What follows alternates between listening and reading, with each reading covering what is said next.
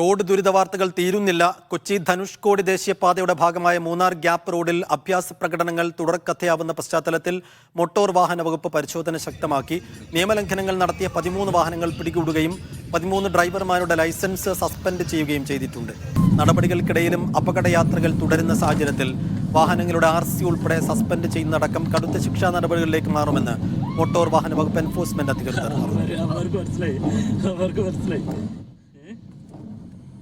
ഇത്തരം നിയമനങ്ങൾ നമ്മൾ പിടിച്ചു തുടങ്ങിയ പിന്നെ 12 കേസുകൾ നമ്മളിത് പിടിച്ചു.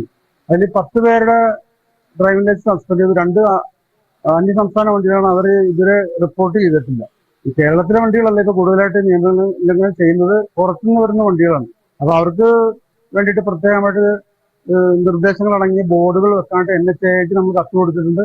നടപടി നമ്മൾ ലൈസൻസ് സസ്പെൻഷൻ, ഫൈൻ അടപ്പിക്കൽ, വണ്ടി CCL, രജിസ്ട്രേഷൻ ക്യാൻസൽ ചെയ്യുക, അത്തരത്തിലുള്ള നടപടികൾ കർശനമായിട്ട് തുടർന്ന് പോരുകയാണ്. ഇത് വീണ്ടും ഉണ്ടാവും.